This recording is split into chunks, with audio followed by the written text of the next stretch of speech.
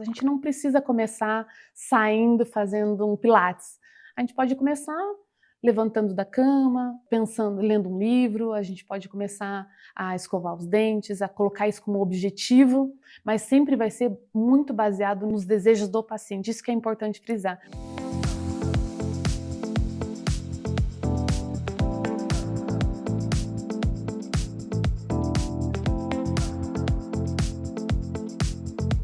E antes de começar o episódio de hoje, eu quero apresentar e agradecer com muito carinho os nossos patrocinadores, que acreditaram nesse projeto desde o início e tornaram o consultório aberto ainda mais especial. A começar pela Cerrado Chic, uma loja que eu simplesmente amo. Com curadoria impecável em peças de decoração, móveis e itens exclusivos. Foi a Cerrado Chic que assinou toda a ambientação do nosso cenário. Com bom gosto, originalidade e aquele toque que faz toda a diferença.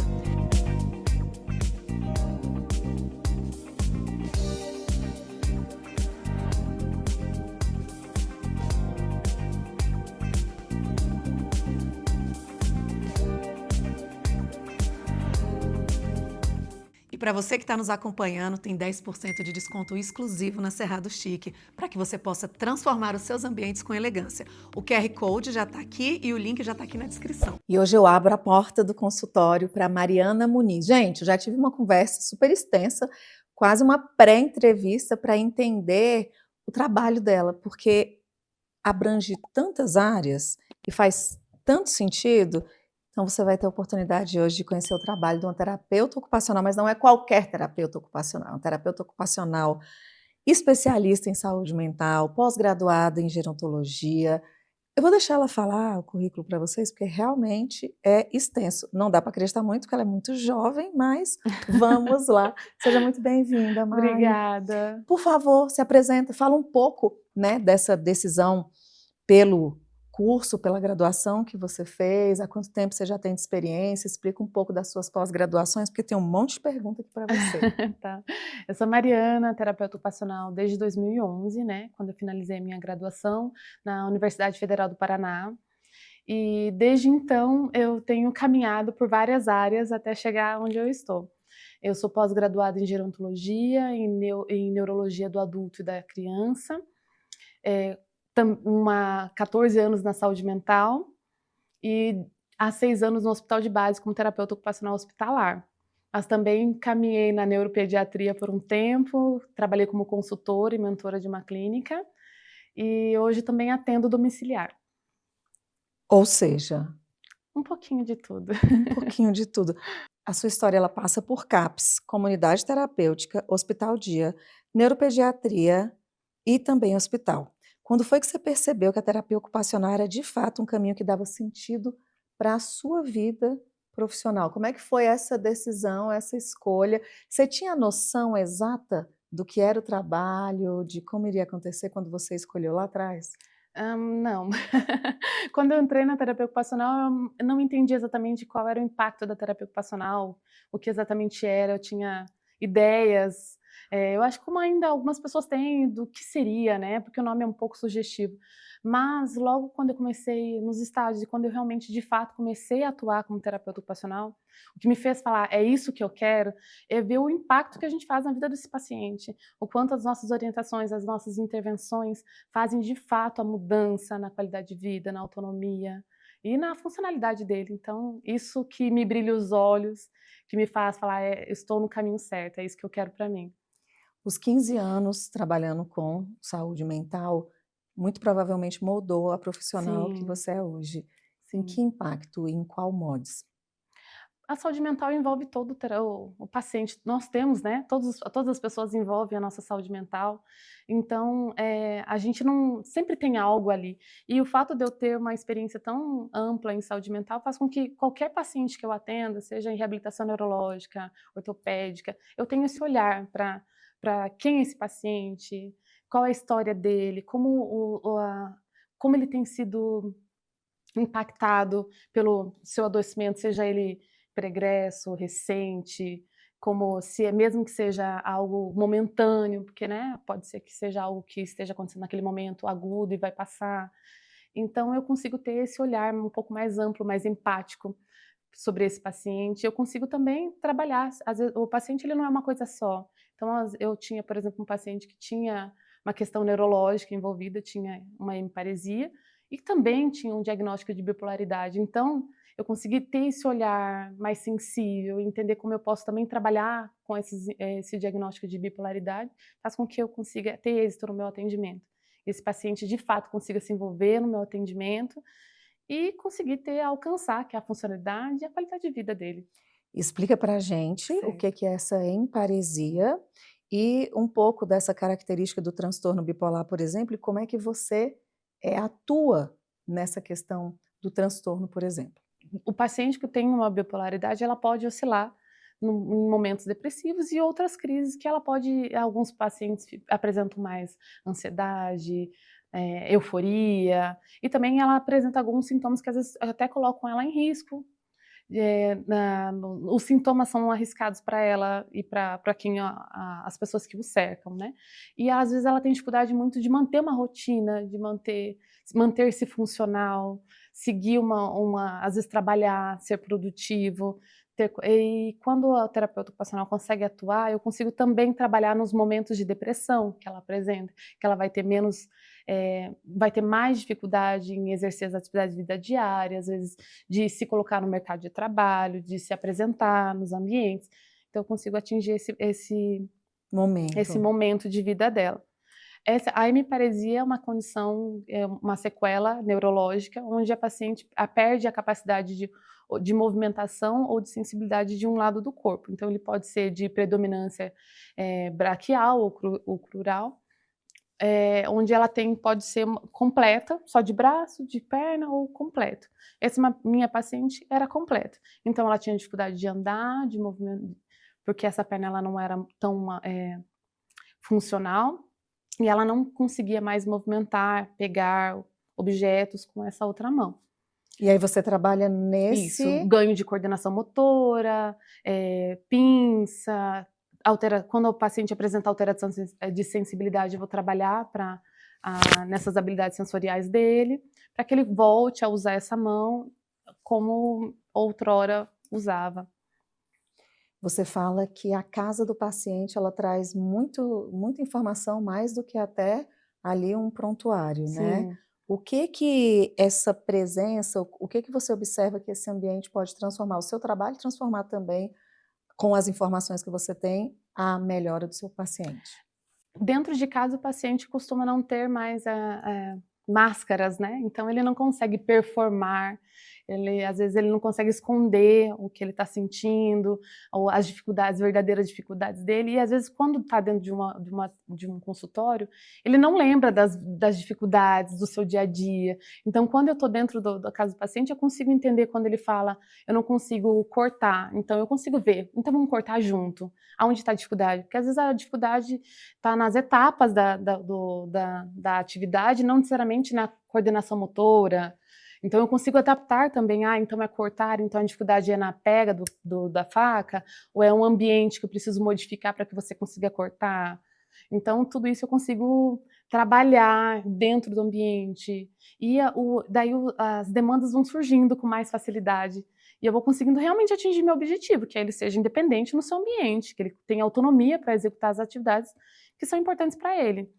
Dentre as queixas, quais você percebe que são as mais comuns, né? Ou seja, né, situações que para aquela pessoa é muito importante, ou que é uma repetição, por exemplo, igual você falou, a pinça, né? Que é eu conseguir segurar, mas baseado nessas patologias ou nessas perdas de funcionalidade que você mais trabalha, quais são as principais queixas? Organização, né, essa autonomia, o que mais Então, se repete, o vai que mais dói? sim, vai depender muito da demanda do paciente. Se for de saúde mental, mas provavelmente é rotina, é organização, planejamento. E se é um paciente que já tem uma necessidade de reabilitação, geralmente a dificuldade maior é o básico, que é comer sozinho, escovar os dentes, o básico do básico, que às vezes você vai perdendo funcionalidade. Então, a gente sempre vai atuar nas atividades de vida diária, no movimento simples, que é comer, tomar água, escovar o dente, tomar um banho, conseguir se transferir de um ambiente para o outro com autonomia.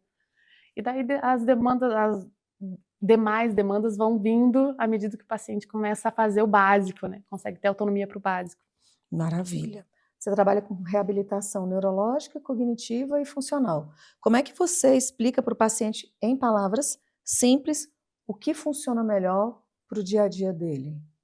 Como é que você vai trazendo isso, né, baseado talvez ou na necessidade dele, ou ele ter que mudar, porque um hábito ali, eu estou todo dia fazendo dessa forma, né? Como é que você vai conseguindo realizar esse trabalho explicando para ele sobre o próprio dia a dia dele? É realmente devolvendo essa pergunta para o paciente. O que que é importante para você? O que que você quer? O que que você espera do atendimento, da terapia? O que que faz sentido para você? Porque não tem que fazer sentido para mim. Porque eu posso escovar os dentes usando uma mão aqui, colocar a pasta e eu tenho que fechar de um jeito. Para o paciente, às vezes, é só colocar a pasta na escova. Então, o que que faz sentido para esse paciente? O que que faz sentido para esse sujeito? O que que ele quer da vida dele? Porque às vezes a gente tem que também emprestar um pouco o nosso olhar para lembrá-lo que ele tem para além, né? Não é só ali, naquele momento. Então, às vezes, eu preciso emprestar esse desejo para o paciente. Então, é sempre ser focado no interesse, no desejo do paciente. E daí, a partir do que ele me traz como interessante, como importante, como essencial, com ele eu vou ajudá-lo a entender como a gente vai chegar, então, nesse objetivo. Seja com rotina, seja uma reabilitação, seja uma função, sempre muito centrado no desejo do paciente. O que costuma surpreender as famílias quando elas descobrem o impacto real da terapia ocupacional na autonomia desse paciente? Por que que a gente não começou antes? A maioria fala assim, nossa, se a gente tivesse visto antes, começado antes, a gente podia ter feito tanto antes, né? Melhorado tanto. Então eu geralmente escuto isso, assim, por que que eu não te descobri antes? Por que que eu não entendi o que a terapia ocupacional podia fazer antes? Geralmente vem com esse discurso. Mari, vamos deixar claro, até para que outras pessoas, você que está nos assistindo, não fale essa frase, né? Por que que eu não te descobri antes? Quais são os principais pontos de forma simples? Porque não vai adiantar falar em todos os pontos, em todas as especialidades, que você pode atuar e que você pode levar qualidade de vida, retornar a função para essas pessoas. O que que eu estou vivendo? O que que a nossa espectadora ou o espectador está vendo lá na casa dele que você pode auxiliar? Certo. Então, assim, você não consegue executar a atividade de vida diária por algum motivo, você não consegue ter vontade, você não consegue manter uma rotina adequada, você não consegue se planejar para fazer algo que é importante para a sua vida, que é importante para você ter qualidade de vida, isso é importante, é focar nesses pontos. Me chama a terapia ocupacional. É nesse ponto que a gente vai sentar junto e vai então desenvolver estratégias para a gente alcançar esse objetivo, seja de qual esfera for. Pronto, sensacional. Agora ficou claro. Então, não há necessidade de aguardar um médico sugerir terapia ocupacional. Não. Eu posso estar com a minha mãe lá, de 70 anos, que eu percebia que caminhava super bem, agora está com determinada dificuldade, não consegue mais limpar ali a casa, e é algo que ela quer, porque quer ser uma pessoa muito Sim. autônoma, esse é um momento. Sim, começou a perceber que está com dificuldade de memória, de atenção, não consegue executar como comer sozinha, antes conseguia comer, já está apresentando dificuldade, fazia tarefas que antes pareciam simples e agora estão parecendo mais complexas, a gente vai poder sentar junto e buscar estratégias. Você trouxe um ponto, a prevenção de demência acontece com o seu trabalho? Estímulo cognitivo, né? Às vezes até o paciente chega com déficit cognitivo, assim, eu não consigo me lembrar, eu tenho dificuldade de atenção, eu trabalho muito com TDAH também. Então, assim, não consigo me adequar, me organizar. E daí o estímulo cognitivo, ele tem esse processo de Previne. prevenção de perdas cognitivas futuras. E como é que é esse trabalho semanal, quinzenal, diário? Como é que você define isso e por quanto tempo durante o dia ou o tratamento? Certo. A definição vai ser sempre junto com o paciente, baseado no que ele tem desejo. Então, Eu vou sentar com ele e eu vou entender quais são os objetivos dele, quais os interesses dele, o que ele busca com a terapia ocupacional, e daí a gente vai traçar um caminho. Às vezes vai ser uma vez por semana, 2 vezes por semana. Tem pacientes que eu atendo 3 vezes por semana, e a gente pode ir espaçando à medida que a gente observa os ganhos nessas áreas, né? Então, vence os objetivos iniciais, a gente pode ir espaçando. E pode ser depois para manutenção, mais longas, a gente pode passar períodos sem atendimento, surgiu novas demandas, chama, a gente volta e volta a pensar nessas E estratégias. quanto tempo por atendimento, com o que você trabalha? Um terapeuta ocupacional, você tem determinadas ferramentas, recursos? Então, os recursos vão se basear muito no que o paciente me apresenta. Então, se for criança, eu vou ter jogos, brincadeiras. Se é adulto, a rotina, eu vou precisar de calendários, eu vou precisar do que ele gosta, de buscar novos hobbies. Então, vai depender muito do, do que o paciente vai me mostrar como necessário. O atendimento dura em torno de 1 hora, e ele vai ser voltado para cada área. Então, dependendo da reabilitação, eu vou levar instrumentos específicos para a reabilitação.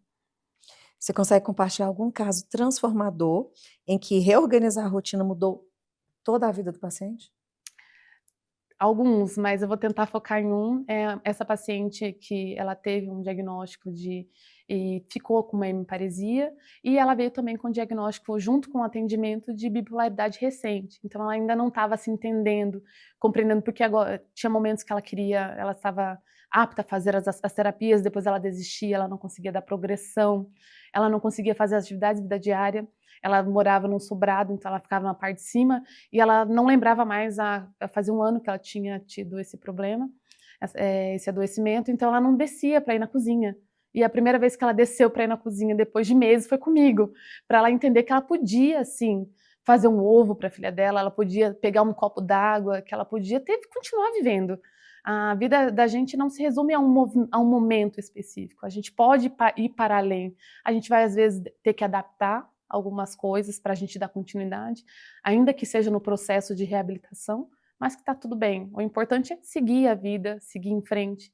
Então ela foi muito emblemático. O quanto a gente começou sem fazer nada, ela não dava conta de fazer as coisas, e ela passou a sair, passear, fazer comida, estender uma roupa que era simples para ela antes e que depois passou a ser completamente difícil e inacessível. Estar presente na vida da filha dela, que ela tinha vergonha de sair de casa, porque ela tinha uma dificuldade motora. Então eu acho que assim, ela foi muito emblemática, e a gente está em processo ainda também de reabilitação, mas já mudou completamente a vida dela. Que maravilha! Você viveu profundamente nesse ambiente da saúde mental. Sim. Como é que a terapia ocupacional promove essa participação do paciente que já está emocionalmente esgotado, que não quer mais fazer nada, que já está ali de esgotado, acho que esse é o Sim. nome. Eu acho que a gente entender exatamente isso. Ele tem um passado, ele está naquele momento, né, não é à toa, ele tem muitas coisas que o colocaram naquela posição. E a gente tem que emprestar um pouco também o nosso desejo, a entender que a gente pode pensar em novas estratégias, tudo bem não gostar do que se passou, às vezes a gente realmente não cabe no passado, né? Às vezes o paciente ele fica buscando se voltar a fazer as mesmas coisas da mesma forma, e a gente tem que criar com ele estratégias para fazer coisas novas e diferentes, e também sair sair da caixa, né? De que tudo bem a gente estar naquele momento, mas qual é o desejo para o futuro? Então, a partir daí, a gente ir traçando objetivos, ainda que pequenos, mas para a gente seguir, como, por exemplo, um paciente tomar banho, que para um paciente com depressão, às vezes é muito difícil. E a gente começa, às vezes, tomando banho, pensando em estratégias para lavar a mão, sair do quarto, ir para o banheiro, e traçando estratégias até que ele consiga realmente sair de fato de casa e fazer outras coisas. Nos desafios da saúde mental, por exemplo, como você trouxe aí, lavar a mão, alguém que está com essa dificuldade, né, e dentre outras, quais são as principais dificuldades ou a principal que você entende que impede a pessoa de avançar, e como é que você consegue movimentar essa pessoa para... Porque você está falando aí, eu fiquei pensando, o que ela fala? O que que ela faz para essa pessoa confiar e acreditar, em média, quanto tempo gera? Conta pra gente. É um desafio.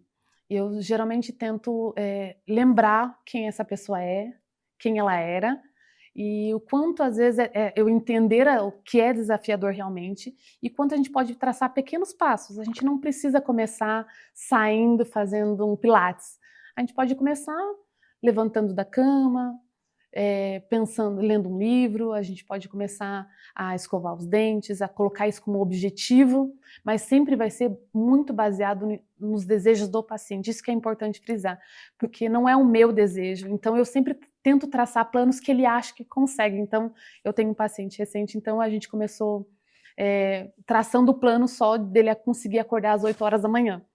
E hoje a gente já consegue executar várias atividades, como ele levantar, conseguir escovar o dente, ele consegue agora descer com o cachorro até a esquina e voltar. Antes ele não saía do prédio dele, hoje ele consegue descer.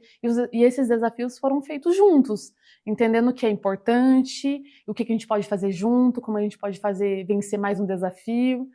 E eu tenho até uma foto que eu fiz com o Reels com ele, para ele ver como a vida dele mudou. A gente começou só acordando às 9 horas da manhã, com o objetivo. E hoje ele já tem uma rotina muito mais organizada. Então, isso faz toda a diferença. Assim, você vê como pequenos atos, pequenas mudanças fazem toda a diferença na vida do paciente. Hoje você dá mentorias para outros profissionais. O que que você Sim. acredita que faltou na formação deles para que eles possam ter esse brilho aí no olho e descobrir o máximo que a terapia ocupacional pode entregar? Eu acho que quando a gente começa a atuar, às vezes a gente tem falta um pouco de feeling, de um raciocínio mais rápido, e a gente, quando na mentoria, a gente consegue ajudar esse profissional a ter como se fosse uma sacada, conseguir olhar e ter uma resposta mais rápida, atingir melhor os seus objetivos, traçar objetivos com mais coesão, que realmente vá de encontro com a necessidade do paciente. Quando a gente se forma, a gente vai muito pelo que eu acho, que eu tenho desejo, o que eu entendo como importante, e não é sobre mim, novamente. Então, é voltar a focar no que é importante para o paciente. E eu tento ajudar esse profissional a apurar esse olhar, seja no diagnóstico, na avaliação, e num planejamento terapêutico que faça sentido. Sim. Qual o principal erro que você acredita que esses profissionais, principalmente quem está ali no trabalho de saúde mental e talvez esse desenvolvimento funcional também, saúde funcional, que eles cometem? Presumindo que sabem tudo. A gente sai, às vezes, da faculdade achando que tem todas as respostas. E na vida real a gente não tem. A gente vai trabalhar e vai construir isso junto com cada paciente, porque nenhum é igual ao outro. Então, se eu saio de um paciente presumindo que eu já sei como atender, eu corro o risco de falhar. Então, a terapia ela é sempre uma construção em conjunto. E a gente tem que sempre se lembrar disso. O que você gostaria que esses seus alunos e os futuros alunos entendessem sobre o propósito da terapia ocupacional e o impacto social que ela gera? Eu acho que agora mais pessoas, as pessoas estão entrando no curso entendendo melhor o que é terapia ocupacional. Então eles vão com menos enganos e dúvidas do que quando eu entrei. E quando eles já vão um pouco mais preparados para o que vão encontrar. Mas eu acho que é ter esse olhar mais refinado, entender justamente que a construção da terapia sempre vai ser um jogo com a família, com o paciente, com o contexto, nada é isolado. Então, quanto mais ele tiver esse olhar ampliado para esse ambiente, para onde esse paciente está inserido, ele vai ter é mais fácil, ele vai ter esse olhar e conseguir ter êxito nas suas terapias. Maravilha. Você mencionou o desejo de ter um consultório próprio, ampliar as consultorias. Sim. Como é que você vê a sua profissão daqui a 5 anos? Difícil. Eu estou ainda estou pensando ainda em mudar de cidade, então algumas coisas ainda estão nubladas, mas no sentido de ser uma profissional melhor, conseguir ter mais formações, estudar mais e conseguir oferecer um atendimento de mais qualidade e muito mais ter um olhar muito mais humano e refinado para esse paciente, mais sensível. Então esse é o que eu busco como profissional, de vivenciando cada dia mais a terapia ocupacional e oferecendo um atendimento mais eficaz, mais eficiente para esse paciente. Mudar de novo, você nasceu em São Paulo, foi estudar em Curitiba, está morando em Brasília e já quer mudar de novo. Que é isso? Eu ainda tenho um desejo de retornar para Curitiba, ainda até um plano um pouco mais distante, mas ainda tenho esse desejo, nossa família de lá, então a gente tem esse desejo de retornar. Ainda não é um projeto sólido, mas é um desejo mais do nosso coração. Os sonhos de Deus são Sim, maiores que a os gente tem que nossos, crer. né? Vamos. Se você pudesse deixar uma mensagem para uma família que convive com desafios funcionais, né, ou até emocionais, olhando lá no olhinho dessas pessoas, o que e qual seria essa mensagem? Você não está sozinho. Se você apresenta essas dificuldades, procure um terapeuta ocupacional, a gente vai poder trabalhar isso juntos, pensar em estratégias juntos para vencer essas dificuldades. Eu acho que o importante é você ter qualidade de vida. A gente não precisa passar pelas dificuldades sozinho e achar que está tudo bem. Não está. Procure a gente, procure um terapeuta ocupacional. Maravilha! Não pense que vai sair daqui sem o quadro na ponta da língua, que vai ser facílimo para você, tenho certeza. Respostas rápidas, intuitivas, Certo. ok? Então vamos. Autonomia é?